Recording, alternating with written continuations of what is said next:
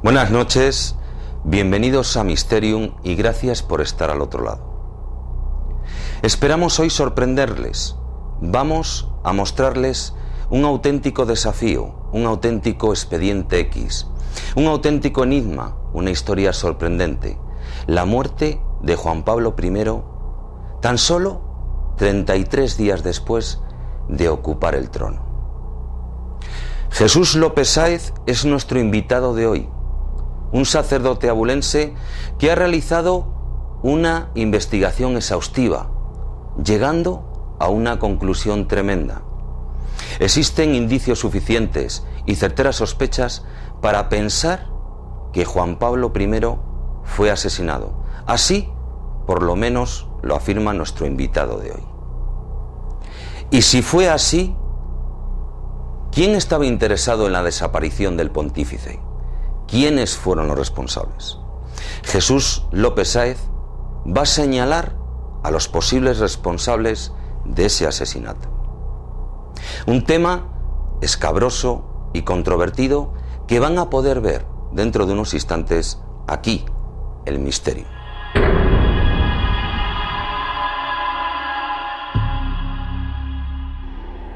Además, en nuestro reportaje de investigación, hoy el equipo de Mysterium se ha desplazado a la localidad palentina de Piña de Campos, en busca de lo insólito, en busca de lo imposible. Vamos a sorprenderles presentándoles una historia, la de Miguel el Venturita.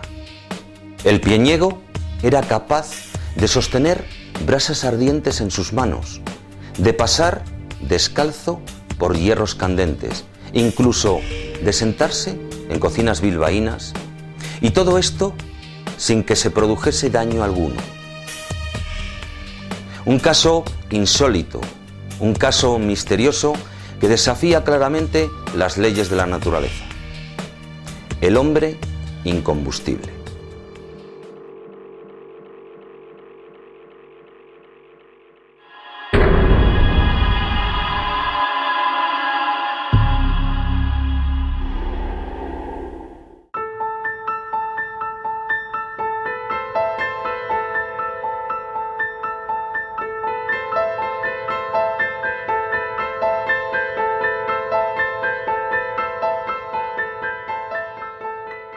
Nos encontramos en un lugar de leyenda, un lugar de misterio, la cafetería del Niño Perdido.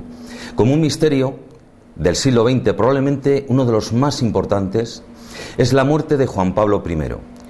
Jesús López Sáez, buenas noches. Buenas noches. Eres licenciado en Psicología, licenciado en Teología, licenciado en Filosofía y Letras, y eres sacerdote, un sacerdote abulense que ha escrito, ha investigado y ha publicado sobre la muerte de Juan Pablo I. ¿Por qué? Pues digamos que de una forma casual, aunque en realidad la casualidad puede ser el seudónimo de Dios cuando no firma. Es decir, que yo lo considero providencial, el encuentro en el año 84 con el libro de David Yallo, del investigador inglés David Yallo, titulado En nombre de Dios, que trataba este tema y que me facilitó la toma de conciencia de que Juan Pablo I había sido asesinado. Y desde entonces yo asumí también, me metí, asumí la causa, la defensa de Juan Pablo I. Impactante. Juan Pablo I asesinado. Nos remontamos al 29 de septiembre de 1978, fecha en la que muere Juan Pablo I, es el óbito de él, y el Vaticano emite, según lo que yo he podido leer de tus publicaciones, un lacónico y escueto comunicado. Bueno, sí, el comunicado oficial del Vaticano, la versión oficial, por así decir, pues es que murió de infarto agudo de miocardio. El comunicado dice también que le encontró su secretario, el entonces padre Magui, y bueno, pues ni una cosa ni otra resultan ciertas. Se ha ocultado en realidad la verdadera causa de la muerte de Juan Pablo I. ¿No le encontró el secretario? ¿Quién fue la persona que le ha encontrado? Pues después de muchos años y al fin y al cabo por motivos de conciencia, esto me lo dijo antes de que se hiciera público, me lo dijo un amigo personal, un periodista veneciano, amigo personal de Juan Pablo I, amigo mío también, desde el año 87, me dijo que había conversado él con Sor Vincenza, la religiosa que llevaba muchos años atendiendo a Juan Pablo I, que fue quien descubrió el cadáver. Y además descubrió una cosa importante, que todo estaba en orden, algo que no encaja con la lucha, con la muerte que supone pues una muerte por infarto agudo de miocardio. Siempre hay una lucha, normalmente hay una lucha con la muerte, estaba todo en orden. Agarrándose a la vida, ¿verdad? Esa lucha de agarrarse a la vida. La hora del óbito también tiene sospechas de que podía estar incluso falsificada. Bueno, también, si es que como vamos viendo el lacónico comunicado, pues ya hemos visto varias cosas, pues también, tampoco se dijo que eran las 11 y todo indica, pudo ser, pues en la madrugada, para no poner, en la madrugada del 29, del día 29, no a las 11 de la noche del día 28. Por tanto, muy pocas cosas se tienen en pie de las que se afirmaban en aquel comunicado, en aquella versión oficial del Vaticano.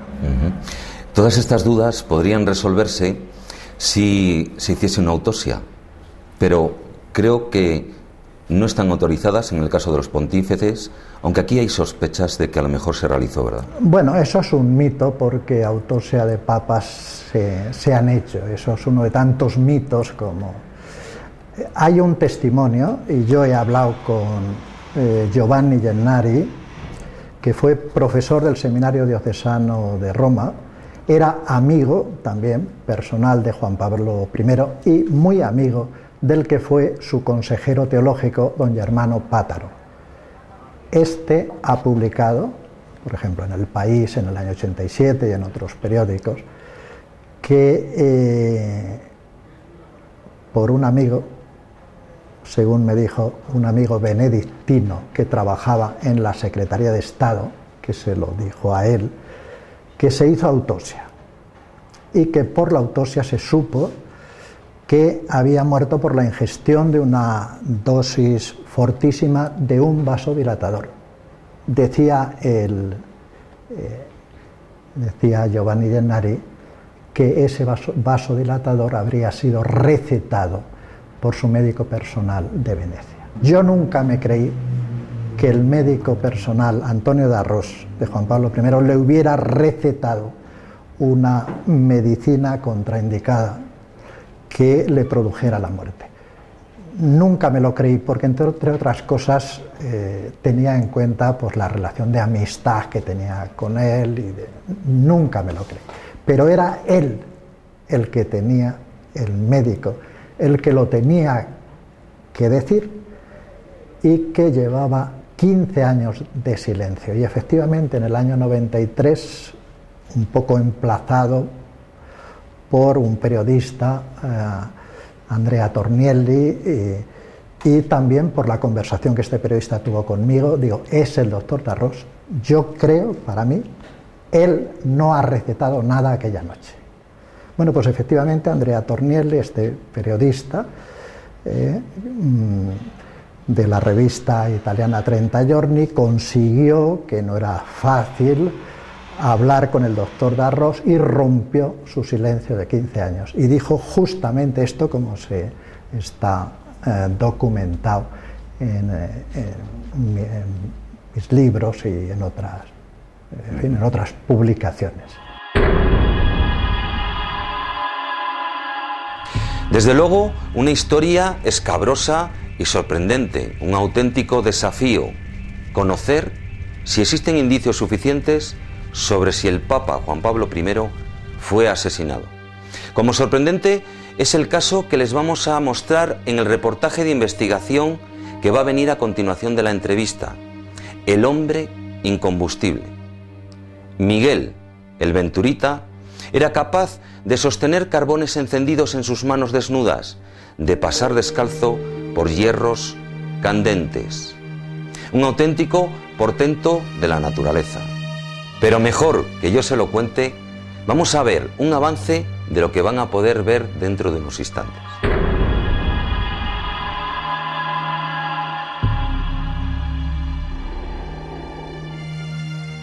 Como pueden comprobar, tenemos escasas referencias de individuos con cualidades similares y, por tanto, les invitamos a conocer un caso excepcional.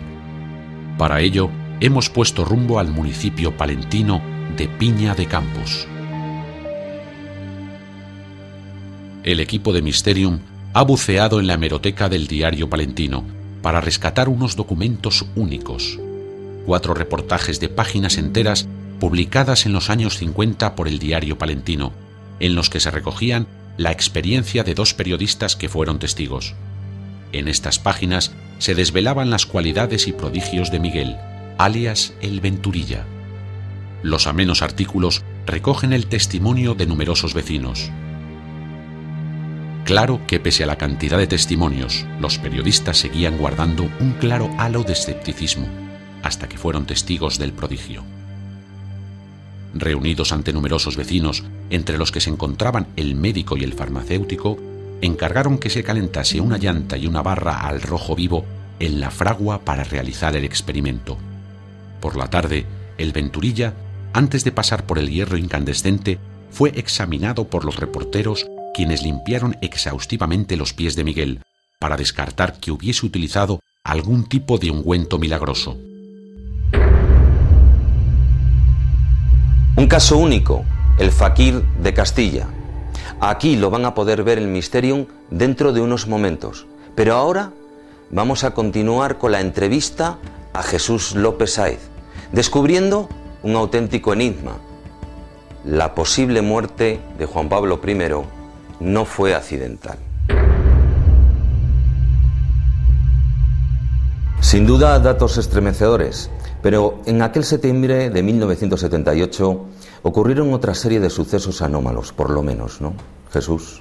Pues sí, hubo cosas raras, como por ejemplo la destitución de los hermanos Guso, que eran hombres de confianza, procedían del Véneto, eran hombres de confianza desde la época de Juan XXIII. Esa destitución de personas fieles, que se entienden fieles, pues resulta un poco chocante, un poco sorprendente. Llama la atención también la muerte de Nikodin de Leningrado, el número 2 de la Iglesia Ortodoxa, número 2 de la Iglesia Ortodoxa rusa, que muere el 5 de septiembre en presencia de Juan Pablo I. Algunos dicen que después de tomar una taza de café es chocante, cuando no menos es sorprendente. Y bueno, pues tantas otras, hay muchas cosas. La instalación, un detalle, la instalación de timbres, que parece que puede no tener, que puede ser intrascendente, la instalación de timbres en la mañana de la muerte. O sea que ha habido personal. El mismo día de la muerte, I. La instalación de timbres. Esto quiero decir que con un simple cambio de frasco, que se ha vivido personas extrañas, un simple cambio de frasco de la medicación, el Efortil o lo que fuera, el cambio de frasco con un contenido distinto, pues luego él se echa las gotas y sencillamente se ha podido producir así el envenenamiento. Desde luego una vorágine de datos difíciles de digerir, y ahora habría que preguntarse quién podría estar interesado en la muerte del pontífice y quién realizó ese acto. Pero esto va a ser dentro de unos breves momentos, unos consejos y enseguida volvemos.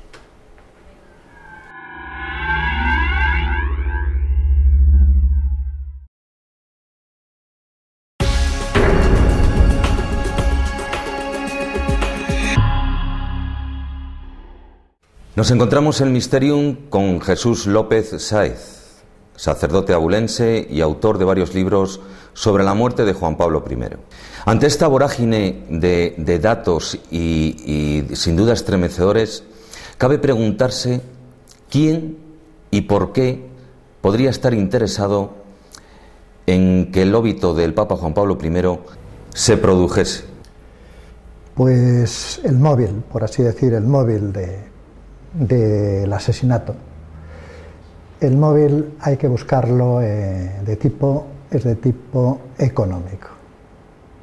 De tipo económico porque en el sentido de que una de las decisiones que había tomado Juan Pablo I es la de reformar el IOR, el Instituto para Obras de Religión, el Banco Vaticano, y para ello destituir al presidente, el arzobispo norteamericano, el presidente de entonces, el arzobispo norteamericano Martín Kurs. Con esto lo que quería es cortar de raíz los negocios, los escandalosos negocios vaticanos y la relación del Banco Vaticano con el Banco Ambrosiano.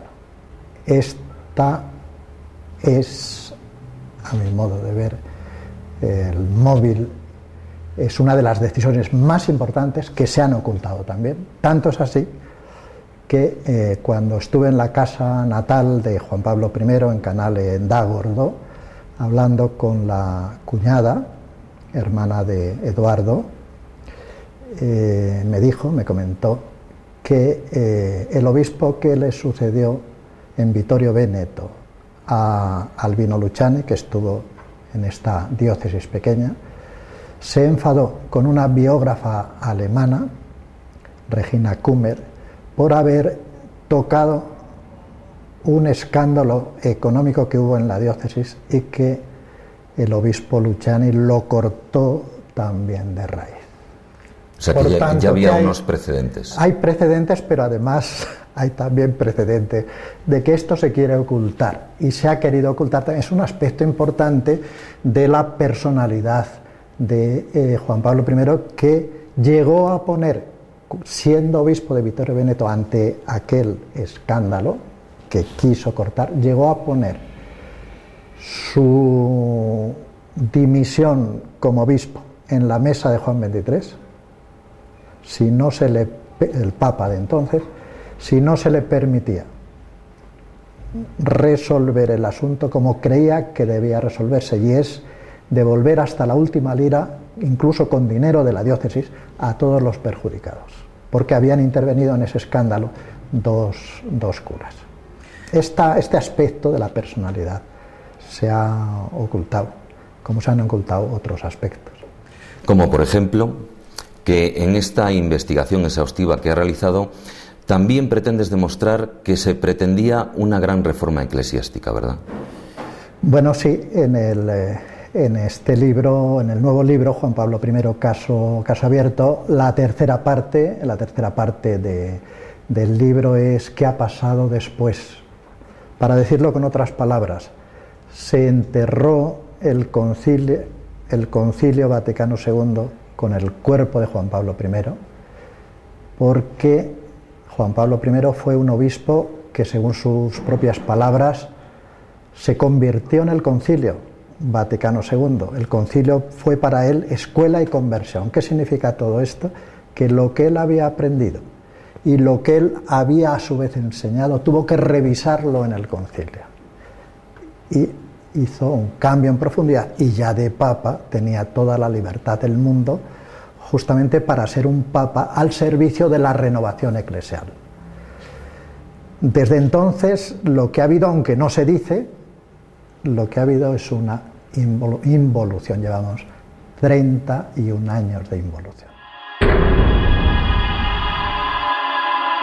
A lo largo de siglos de historia, son múltiples los enigmas, las leyendas, las anécdotas que se cuentan sobre algunos pontífices.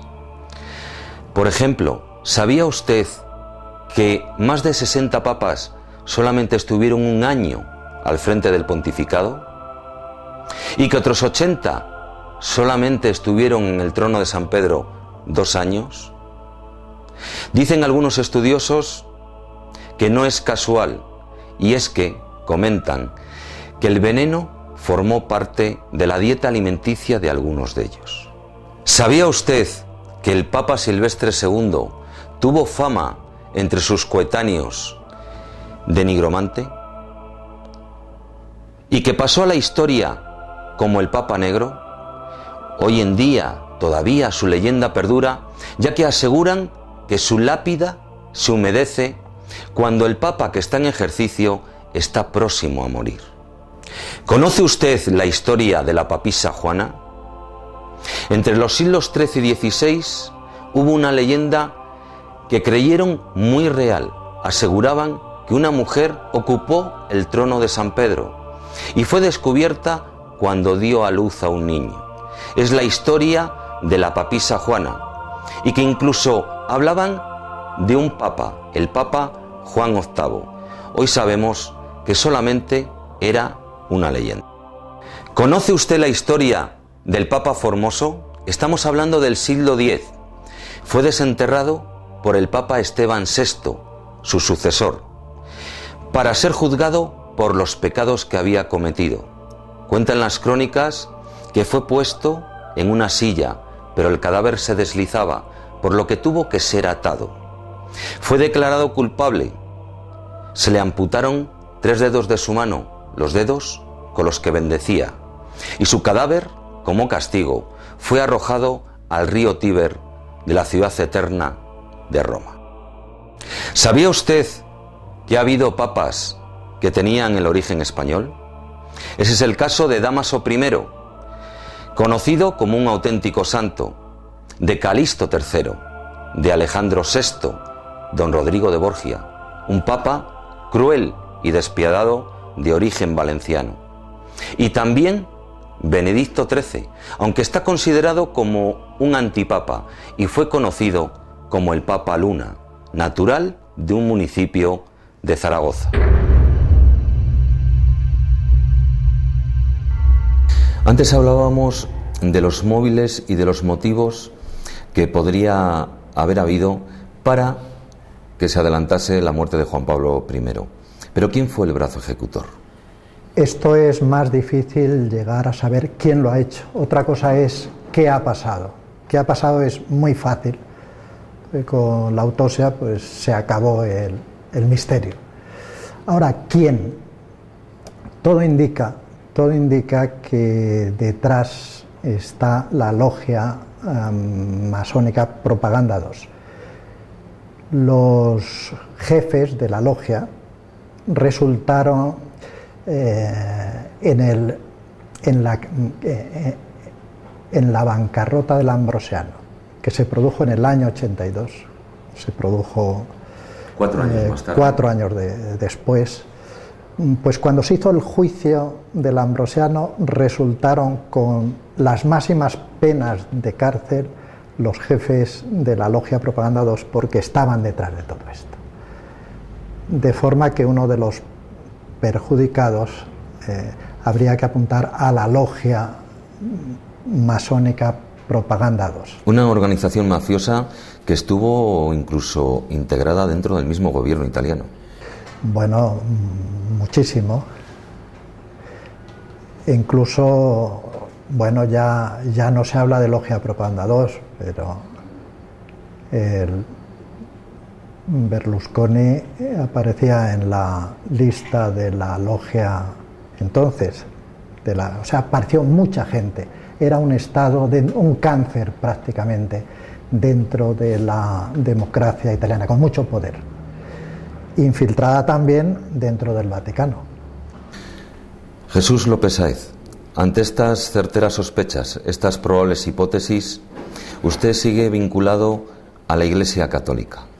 ¿Por qué? Si para usted es un estamento en el que ha podido haber, entre comillas, yo lo voy a pronunciar, una corruptibilidad, ¿por qué usted sigue integrado dentro de la Iglesia Católica? Pues eso me lo han preguntado muchas veces, pero yo sigo precisamente porque lo que he hecho, lo que estoy haciendo, a mi modo de ver, es la denuncia del templo de nuestro tiempo, como hizo Jesús, la denuncia del templo de su tiempo. Jesús no cambió de de religión, siguió perteneciendo a la religión judía, no cambió de religión, pero denunció el templo. Y eso expulsó a los mercaderes, que esta es la gran decisión de Juan Pablo I, vista en clave evangélica. Y por tanto yo no tengo motivos para salirme.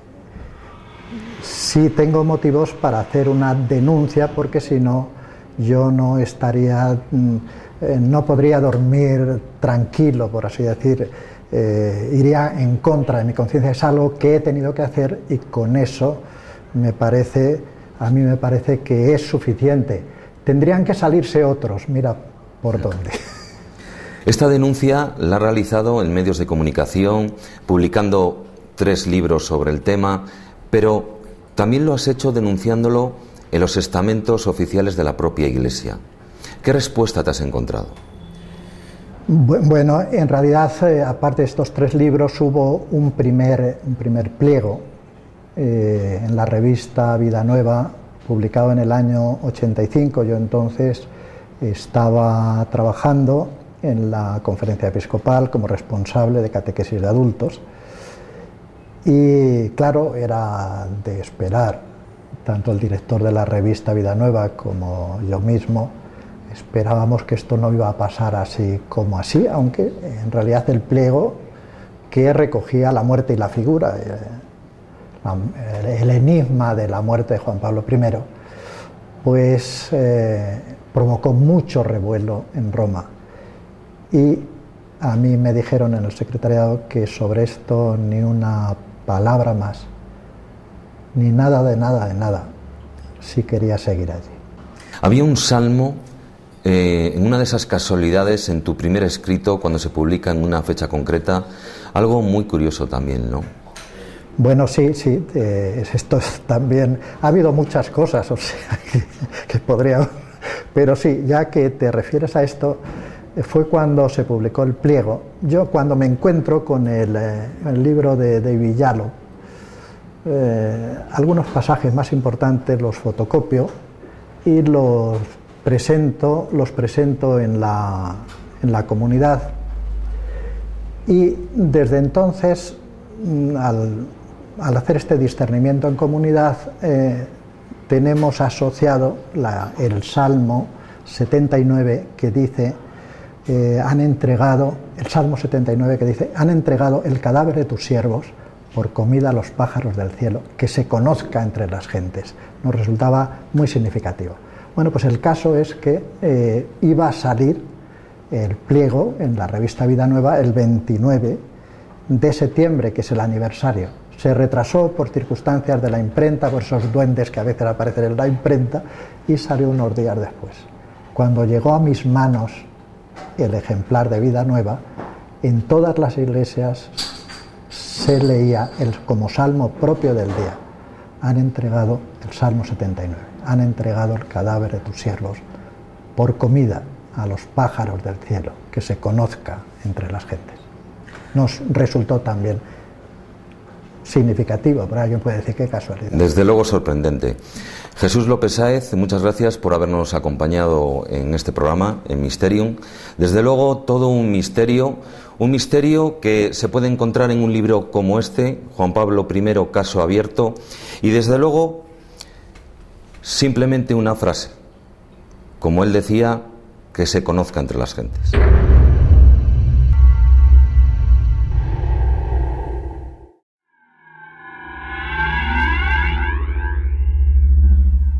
Es en la provincia de Soria donde podemos encontrar un antiguo ritual, un ritual desde luego sorprendente. Estoy hablando del Paso del Fuego. Los vecinos del municipio de San Pedro Manrique pasan sobre una alfombra de ascuas encendidas, descalzos, y todo ello sin recibir daño alguno. Hoy en nuestro reportaje de investigación vamos a ver un caso similar, pero a la vez muy distinto. Miguel el Venturita desafiaba las leyes de la naturaleza. Era capaz de sostener carbones encendidos en sus manos, de andar descalzo sobre barras candentes y de sentarse, sin protección alguna, sobre cocinas bilbaínas. Y todo esto en un tiempo prolongado de exposición, sin que se le produjese daño alguno, sin que tuviera quemaduras. Un auténtico portento de la naturaleza y un auténtico portento de capacidades paranormales. A lo largo de la historia han existido personas que son capaces de dominar el fuego con la mente, bien utilizando profundas prácticas de meditación, bien con sustancias psicotrópicas. Pero el caso que hoy nos ocupa es muy diferente a ese tipo de técnicas. El hombre que dominaba y desafiaba al fuego. El hombre incombustible. El fakir de Castilla.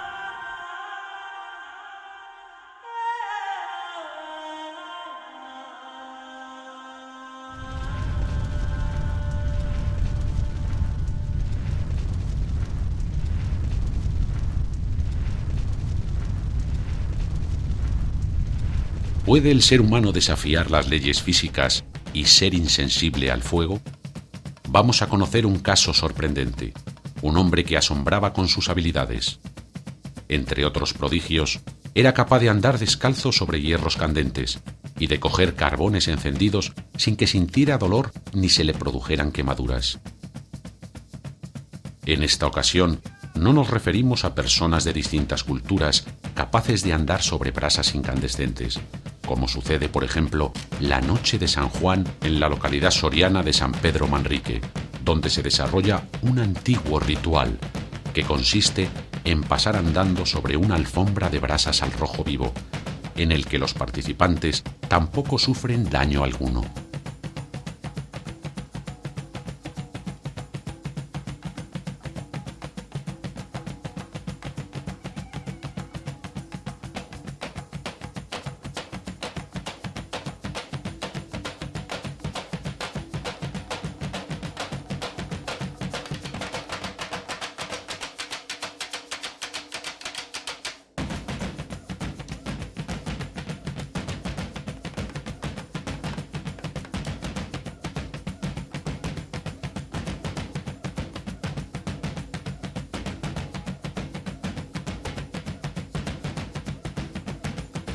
Rituales parecidos al nuestro existen en diversos países y culturas.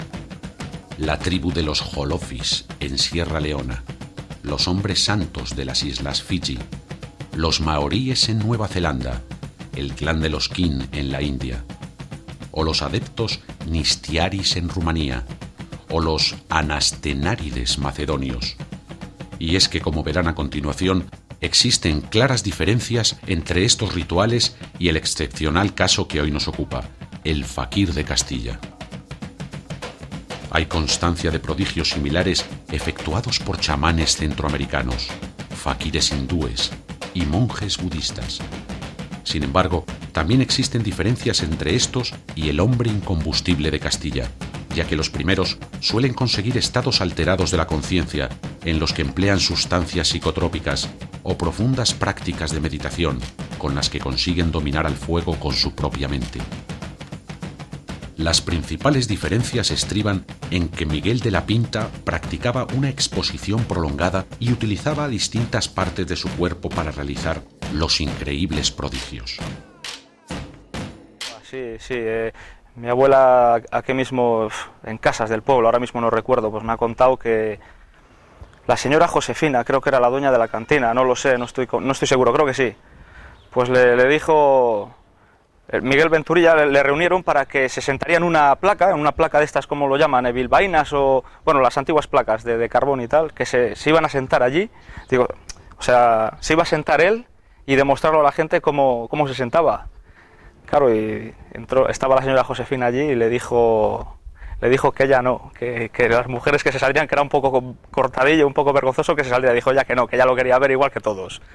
Pues cogió el tío, se bajó los pantalones, se sentó en la placa al rojo vivo y las chispas salían disparadas por los lados, salían unas chispas impresionantes y el tío nada. Olía lo típico a chamusquina, pero que no lo hacía efecto sobre su piel ninguno.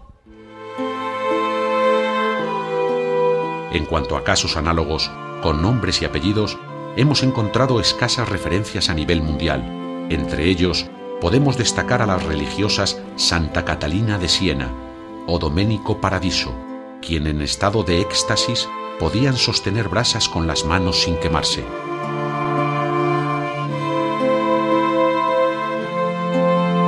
Este y numerosos prodigios similares efectuó también el psíquico Daniel Douglas Home, ante numerosos científicos que atestiguaron que no había trampa ni cartón.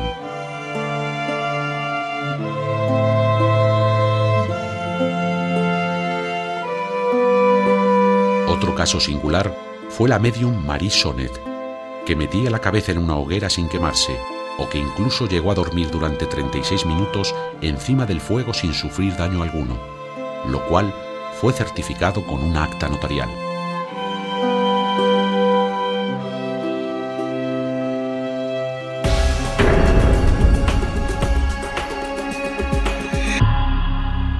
Estamos hablando de personas que dominan el fuego con la mente.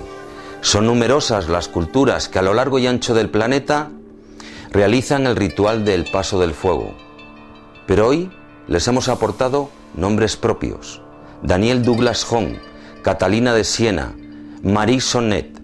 El equipo de Mysterium ha viajado a la localidad de Piña de Campos para descubrir un auténtico portento de la naturaleza: Miguel el Venturita, un paisano que desafiaba las leyes naturales con sus capacidades paranormales.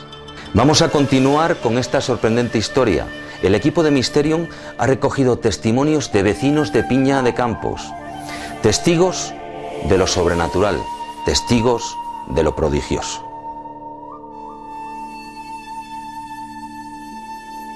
Como pueden comprobar, tenemos escasas referencias de individuos con cualidades similares y, por tanto, les invitamos a conocer un caso excepcional. Para ello, hemos puesto rumbo al municipio palentino de Piña de Campos.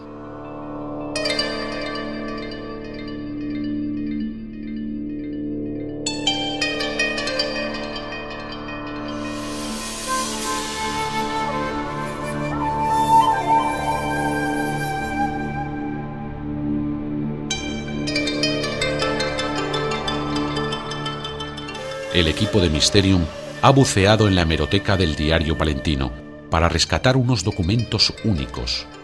4 reportajes de páginas enteras publicadas en los años 50 por el Diario Palentino, en los que se recogían la experiencia de 2 periodistas que fueron testigos. En estas páginas se desvelaban las cualidades y prodigios de Miguel, alias el Venturilla. Los amenos artículos recogen el testimonio de numerosos vecinos.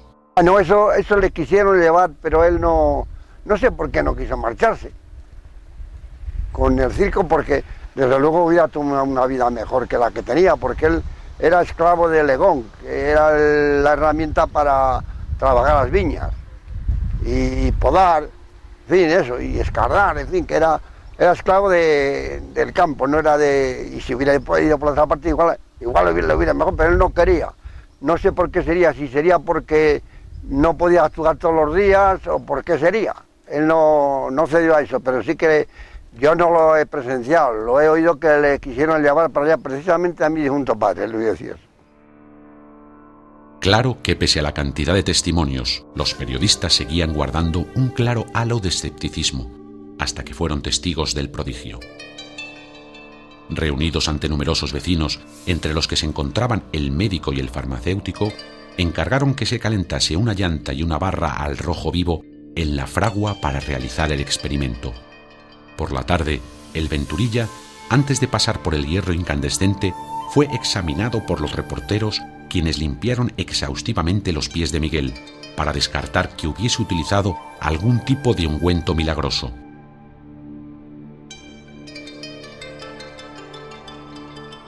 Y en efecto, Miguel pasó lentamente por la barra ardiente para posteriormente, sin perder su habitual sonrisa, pasarse por la lengua la otra barra de hierro candente, y todo eso sin recibir daño alguno, tal y como certificó el médico presente. Pues físicamente, como decía Pepe, no lo sé, yo lo que puedo aportar es lo que he visto en la única foto que hay, y es que él como que era de rostro muy fino, o sea, más bien tirando a delgadito, como que como decía Pepe, que alguna vez le faltaría algo que comer y tal, es lo único que puedo decir. Aquellos sorprendidos periodistas le preguntaron a Miguel por el momento en el que se dio cuenta de los prodigios. Fue por casualidad. De pequeño me llevé algún coscorrón de mi madre porque soplaba en la lumbre de la cocina y la apagaba. En cierta ocasión, el herrero del pueblo me quiso gastar una broma y me arrojó un hierro ardiendo y me pidió que se lo alcanzara. Se quedó con la boca abierta cuando lo recogí y se lo entregué. Pues Miguel el Venturita, sobre el año 50 y... del 50 al 55, estuvo en la Plaza de Toros de Palencia exhibiendo lo que tenía en los pies, pisando por una llanta de carro, me parece que era, no sé si era, pero en hierro candente. Y tuvieron que sujetarle porque si no se caía al expulsarle el fuego. Iba uno a cada lado y le llevaba pasando por el fuego, por el hierro. Y tampoco nada. Lo que sí que he visto yo ha sido muchos perros en el mes de, al entrar ya al verano, últimos de mayo, que dice que les saludaba a él, a los perros para que no rabiasen. Y llevaban pan en los pastores y también el pan lo saludaba para que se lo dieran los perros. Miguel, durante cierto tiempo, hizo demostraciones públicas de sus cualidades, ya que trabajó en un circo durante 2 años, pero lo abandonó porque no le pagaban y no le daban ni para comer. Los habitantes de Piña de Campos recuerdan con admiración los prodigios de su paisano. Pues hombre, yo puedo aportar datos que me ha contado mi abuelo o mi abuela, alguna persona del pueblo, pues que es un poco lo que os puedo resumir yo ahora. Y nada, principalmente lo más importante es el control que tenía con las ovejas. Había muchos pastores y siempre había ovejas rabiosas, perros rabiosos.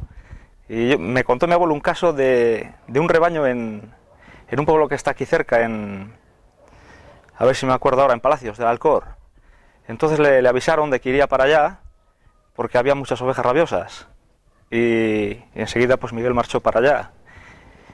Y asombroso, cuando se presentaba ante el rebaño, todas las ovejas que tenían la rabia se daban la vuelta y lo miraban a él directamente a la cara. Todas las ovejas, era una cosa...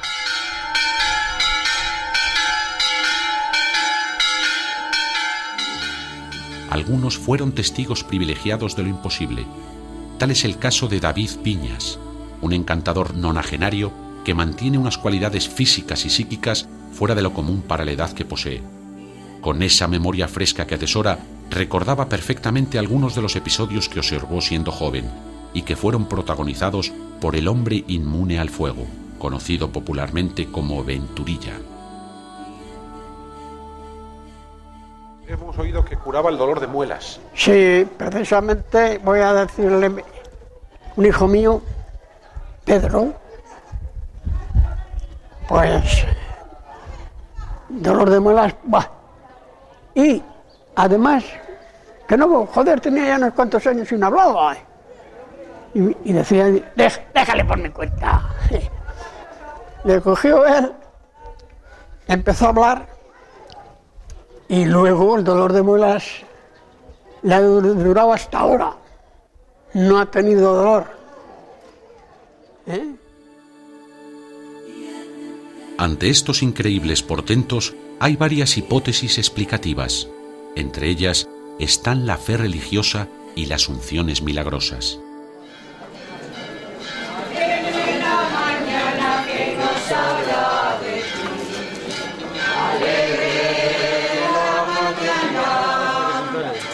Alegre la mañana que nos habla de ti.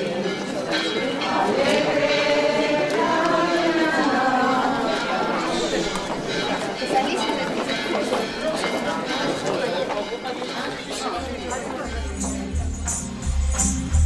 La ciencia también aporta posibles explicaciones como la hidrotermia ambiental, que el mismo sudor actuase como una especie de aislante térmico entre el fuego y el cuerpo, o la anestesia psicógena, la producción espontánea de una anestesia psíquica que impide las consecuencias dolorosas de las quemaduras.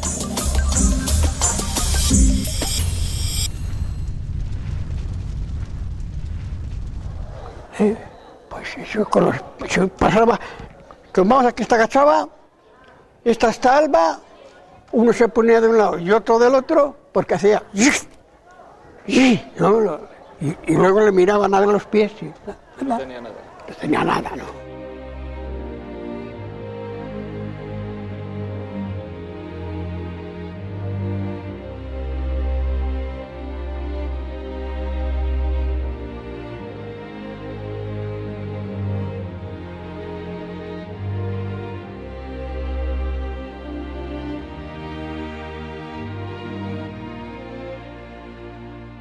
Pues el señor Venturilla era un señor que vivía aquí en el pueblo, trabajaba en los campos y no se dedicaba, sino que tenía un don que apagaba las placas de la gente.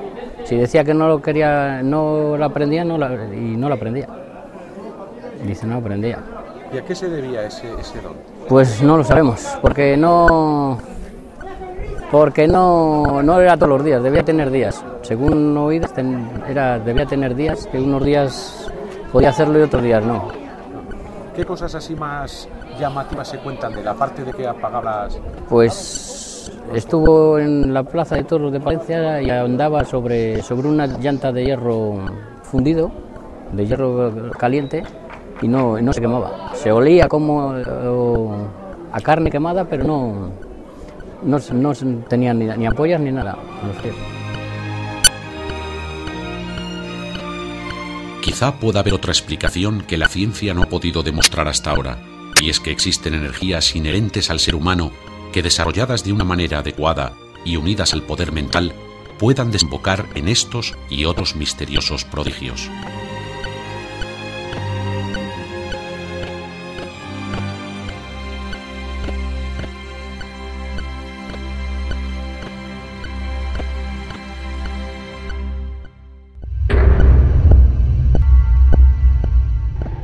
Hoy hemos hablado de un escabroso tema, el posible asesinato de Juan Pablo I.